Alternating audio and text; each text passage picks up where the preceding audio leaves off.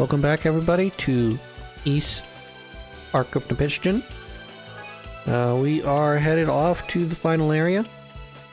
We're going to run through this forest briefly, and then after we'll get to the other side where we met Olha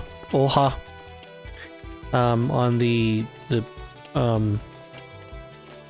what do you call that? Not a bridge, it's a platform overlooking where the central island was, which is now a ark, big black Ark of Napishtim.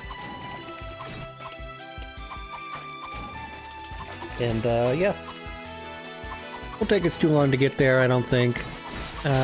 Sort of fighting these guys for unknown reason. So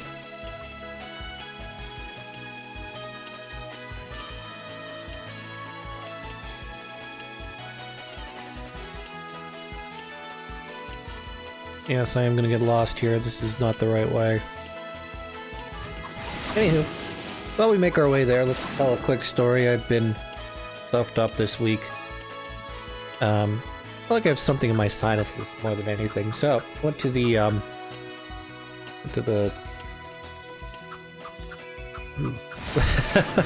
having a great day. Went to the not the doctor's office, the pharmacy. Got myself something to, like a nasal spray, push in there. And I know that my aunt had used what they call a neti pot before, and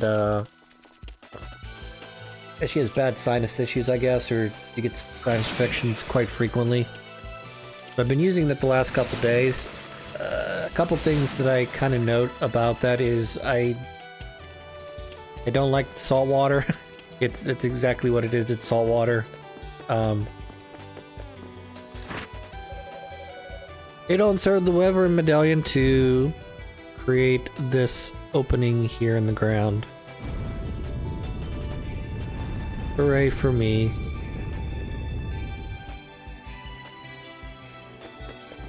So anyways, as we continue along, I'm sure we're going to be running into some very difficult enemies, so I may have to cut through some of this, because there's gonna be a lot of grinding here, and I'm dead already. Great. But anyways, as I was saying about the neti pot is got a lot of it's designed to be a saline solution, so you have to use boiled water or whatever they call that. There's a word for it. Something like sanitary or something. I don't know. I can't. For some reason, I'm having trouble with my words this morning. But make a long story short, I started using the thing, and you know, it's like taking a big nose full of ocean water, except I'm only using one packet, which means that it's actually supposed to be closer to like my actual body, you know, say salt level. But when you're putting, salt or a saline solution directly into your olfactory sense, yeah, anything seems like a lot. All right, this is so there's 2 or 3 of these guys, I think, in this area, and they are basically blocking you from getting past to the next area. So what we want to do here is sort of what I'm doing right now is to come in and out, and he's gonna block, and if you hit him while he's blocking, he's gonna do that punch thing. What we're looking for is basically to go back and forth like this. He doesn't really drop rocks where he is, so you're pretty safe being near him. Obviously you can see where the rocks are going to drop. He's got like a mini boss, even though he doesn't actually move. But you can't get past this. I mean, obviously he's a gatekeeper. He's designed to basically, hey, are you strong enough to get through the door? No? Go back and grind some more. That sort of thing. He's not difficult, as you can see. I have most of my life still. And like I said before, I'm sort of cutting between stuff here. Or I'll be cutting out some failed attempts. Just so that we hurry up and get through this area a little bit faster, because I'm not sure we want to spend 5 or 6 episodes just watching me grind out these guys. You can see they take forever to kill right now. It means I am not quite at the level where they're going to be giving me very little experience. Of course, the little fire guys are actually probably the toughest enemy in this area to deal with. The rest of these guys, as you'll see, go down pretty quickly. Even the little bomb guys, when I hit them, go down in one hit.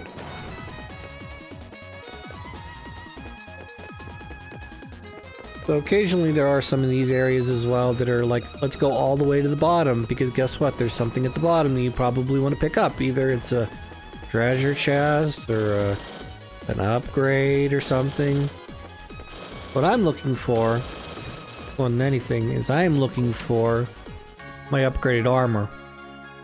I'm looking for my sword, or not my sword, my shield and chest plate. And I am unsure if I'm going to be able to do a run like this to get to that point or not, because I'm not sure exactly where the armor is. If the armor's really deep in this area, I'm not going to be able to make it all the way.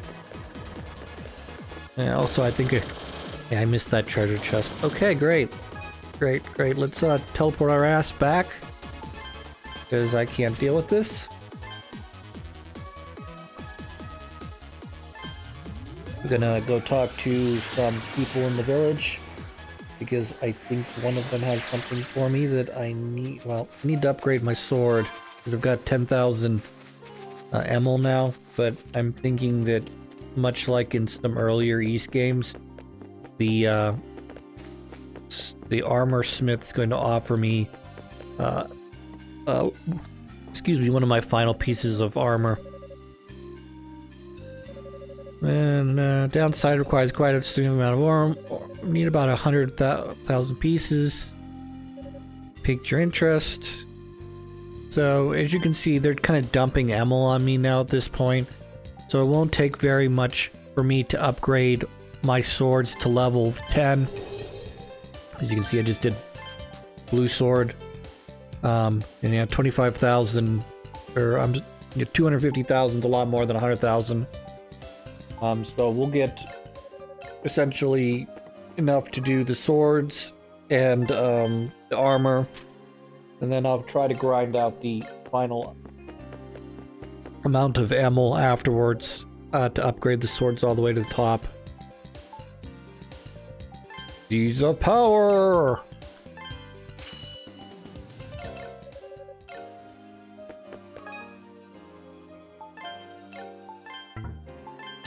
I don't know what to say about those. They're so...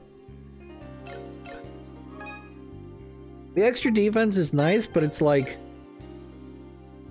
You're spending a lot of money for +1 defense, you know? And, like, he levels up once. Ado levels up once, and it's like, wow. That's more than 1 attack and 1 defense. That's a lot more than that. And I get it, they're not terribly expensive considering how much money I've made and how much I've spent, you know, on these upgrades, but like, geez. Maybe that's why people save up for the, save up for the HP. Yeah, see this thing, see how badly this thing kills me? So if you use your, use your fire, sword like that, it's pretty easy to get through. Yay, blue guy. I like the colored guys, the ones that have the special, you can only defeat me using a certain weapon. Particularly at this point in the game, because they're dropping the largest amounts of ammo right now.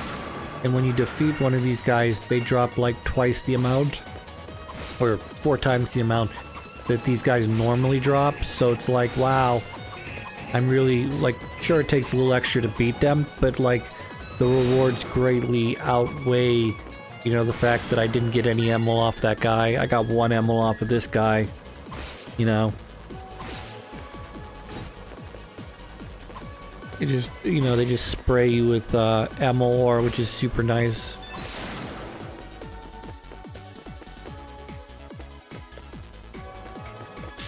Ugh. We need to level up some more. Yeah, that's not gonna work on those guys. You're gonna have to do a down slash on them every time. I mean, you could technically, once you've done the down slash, they pull their buzzsaws back in, you could hit them again. But I think the only weapon that's fast enough to do that is the yellow rapier sword. Rapier.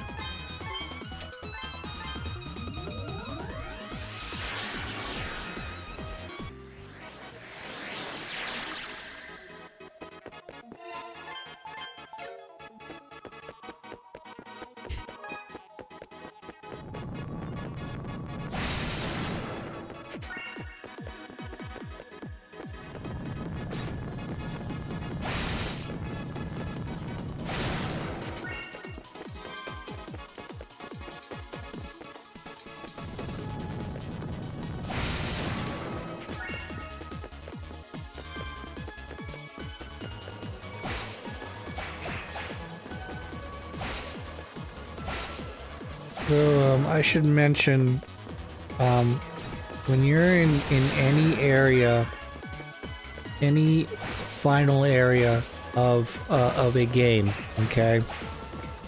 RPGs particularly, okay? Not so much like, I don't want to say not so much character action games, but definitely in RPGs. You want to make sure that you create a backup save, because a lot of RPGs I've found, they give you a point of no return sort of thing, and this game in particular, that can be very dangerous, because if you only have a singular save and you need to get back to level up again, I don't know what to say, because you're kind of effed at that point if you only have a singular save and you decide that you're going to go to the other side of the final area and you don't have a backup save. You'll be like, oh shit, this guy's way more difficult than I thought he was going to be. Or, oh, I don't think I can beat this final boss because I'm only doing 3 damage to it. What do I do?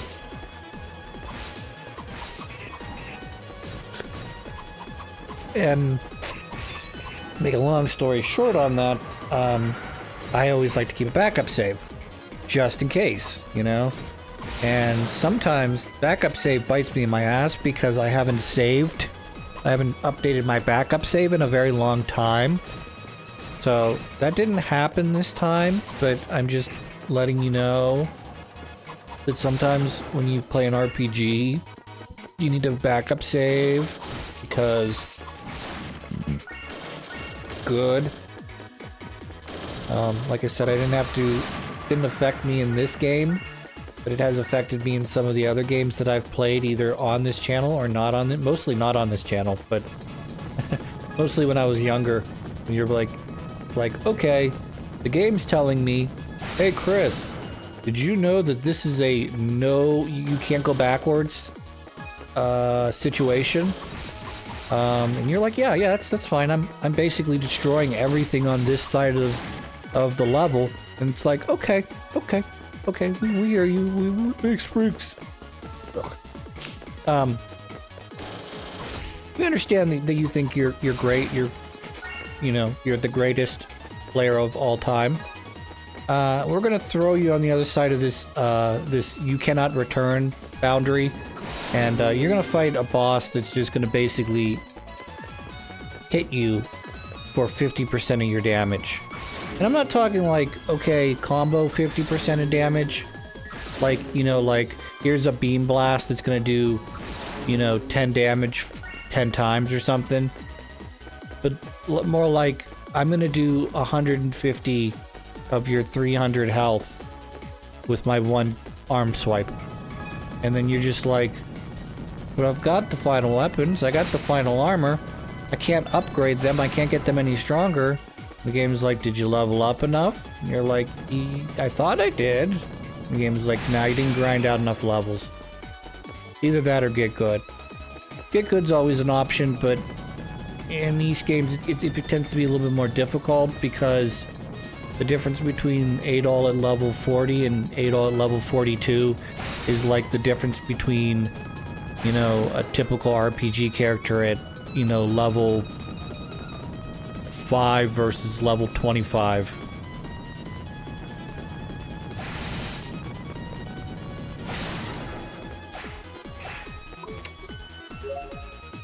Okay, maybe it's not that serious. I'm thinking Pokemon off the top of my head.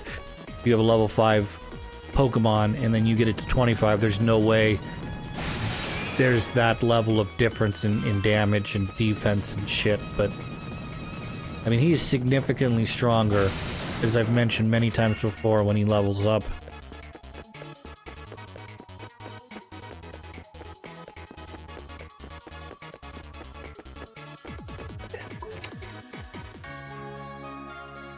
It's the right tabula, which we will not be reading. Because there's also the gold tabula that I haven't picked up yet. And then there's, I believe, a black one as well. It's based off of the ammo colors, so there's blue. I could be wrong about this, I shouldn't speak out my ass, but I believe there's one for each color, which is blue, yellow, red, black, white. So I've got the red one, I've got the blue one, that's the yellow one. I'm sorry, that was the white one. The yellow one, I couldn't get because I couldn't do the jump to get it. I think it was in the, there were a couple things I definitely missed in this game because they didn't give me a double jump, and I thought I was going to get a double jump at some point because it was in East Origins, it was in, what was the other one? Oath and Falgana. It was in both of those games, but it was not in this one. And I could have, because I'm not super great at the jump, the jump slash. I kind of could have used like a little bit of a okay, I get that you hid some of the items behind, what is essentially like a wall that skill wall that you have to get over, but there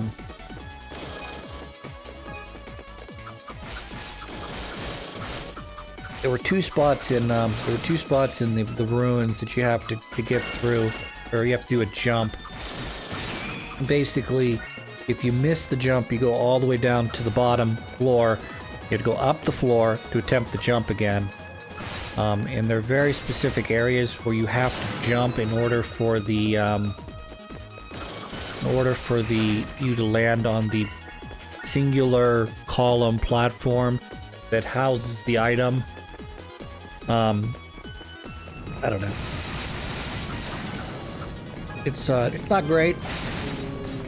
I don't particularly enjoy it, and even though some of those items are really good, and I think the gold, like I said, the gold and black tabula are hidden somewhere in one of those jumps that I wasn't able to make.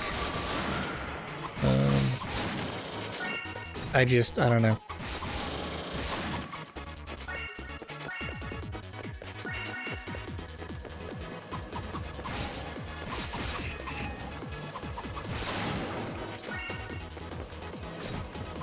It's a bit of a weird game. It's not really a weird game. What I mean is, you get so many treasure chests in this game, And at least in catastrophe mode, the only thing that are in the treasure chest are upgrades, weapons, armor. Well, no, not weapons, but at least in this game, armor. And those potions, the barrel water or whatever. This one's kind of tough because the little floating eyeball guys are immune to damage. More or less, you only take 1 damage. I don't know how much health they have, but we'll just say they have 100 health. So the likelihood of me surviving long enough, which as you can see I'm not doing super great right now, and try to defeat these guys outright is unlikely. So what you have to do is you have to sort of keep an eye on where their AoE attacks are going to, and then just destroy this guy as best you can, as quickly as possible.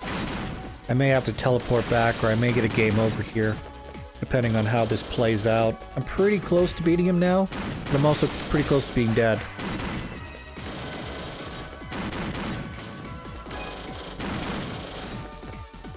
Alright, I failed. I decided I was gonna go back. I'm gonna go back instead. So, is what it is. We'll, excuse me. We'll go back to the thing here, we'll save, we'll take another run at that, and then I think we'll be okay, because we know what we need to do to get rid of that wall. Plus I'll try to power up my my different weapons so I have them, the gauges completely filled before I go into that battle. Yeah.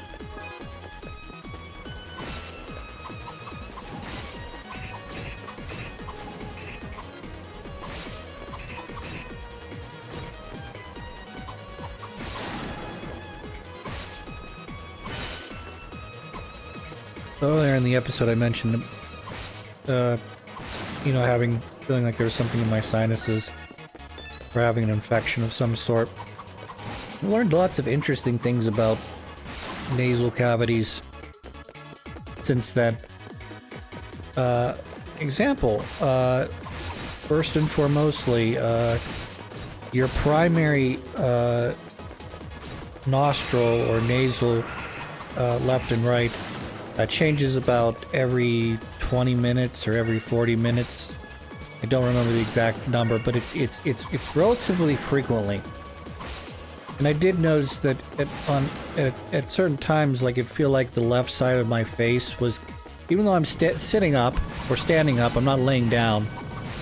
I could notice that certain times the left side was easier to breathe out of, and then there would be like a point where, like, all of a sudden the right side would open up and the left side would close down, and I kind of imagine it sort of being like a I don't know,